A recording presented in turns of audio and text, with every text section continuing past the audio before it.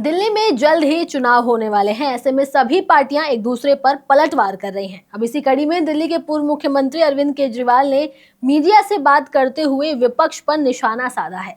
जिस तरह से महाराष्ट्र विधानसभा में उत्तर प्रदेश के मुख्यमंत्री योगी आदित्यनाथ ने बटेंगे तो कटेंगे का नारा दिया था, अब उसी तरह से दिल्ली के पूर्व मुख्यमंत्री अरविंद केजरीवाल में दिल्ली वाले एक हैं इसलिए सेफ हैं का नारा दिया है।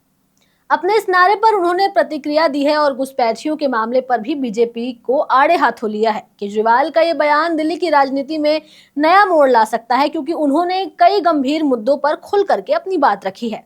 खबर में आगे बढ़ेंगे, लेकिन उससे पहले आप हमारे चैनल द हिंदी टॉप को सब्सक्राइब करें, बेल आइकन दबाना ना भूलें ताकि आप तक पहुंचे हमारी हर खबर सबसे पहले। अरविंद केजरीवाल ने दिल्ली वाले एक हैं इसलिए सेफ हैं का नारा दिया है। उन्होंने कहा है कि दिल्ली में एकता की ताकत है और यही वजह है कि दिल्ली में लोगों को कई लाभ मिल रहे हैं। केजरीवाल ने उदाहरण देते हुए कहा है कि अगर दिल्ली वाले एक नहीं होंगे तो बिजली फ्री नहीं मिलेगा, सरकारी स्कूलों में सुधार नहीं होगा, अस्पतालों की स्थिति खराब हो जाएगी और महिलाएं मुफ्त में सफर नहीं कर पाएंगी। उनके अनुसार दिल्ली की ताकत और सफलता इस बात पर निर्भर करती है कि लोग एकजुट रहते हैं और एक दूसरे का समर्थन करते हैं। और वहीं घुसपैठियों के मुद्दे पर अरविंद केजरीवाल ने बीजेपी को घेरते हुए कहा है कि ये सवाल केंद्र सरकार का है, क्योंकि सीमाओं की सुरक्षा और घुसपैठियों की निगरानी की जिम्मेदारी केंद्र सरकार की है। उन्होंने ये सवाल उठाया है कि कौन है घुसपैठिए, कहां से आए हैं, अगर ये सीमाओं से आए हैं तो इनकी जिम्मेदारी किसकी है। केजरीवाल ने यह भी कहा है कि बीजेपी ये जानती है कि रोहिंग्या कहां से आया है और वो कहां से बसे हुए हैं।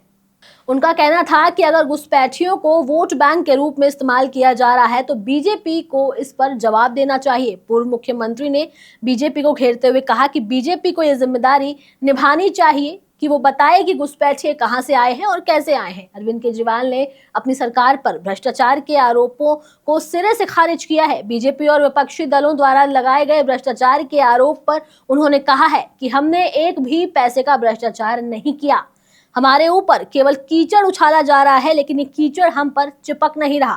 केजरीवाल ने आगे कहा कि उनकी सरकार ने दिल्ली में साफ सुथरी और पारदर्शी राजनीति की है और उनकी पार्टी पर भ्रष्टाचार के आरोप बिल्कुल निराधार हैं। अरविंद केजरीवाल ने बताया कि दिल्ली के मुख्यमंत्री के रूप में उनके लिए कौन से 3 सबसे महत्वपूर्ण काम हैं जिन्हें वो अब तक पूरा नहीं कर पाए।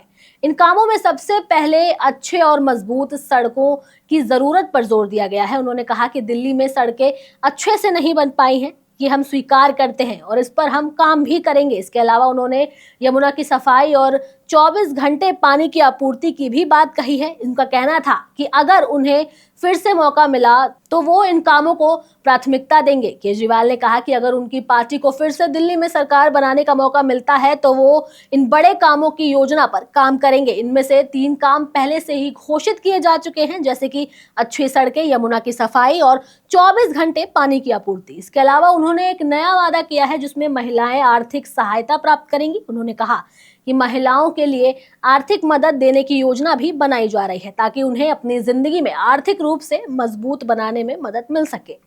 अरविंद केजरीवाल ने आगे कहा कि दिल्ली की सरकार ने लोगों के हित में जो काम किए हैं उन्हें ध्यान में रखते हुए जनता ने हमेशा उनकी सरकार को समर्थन दिया है।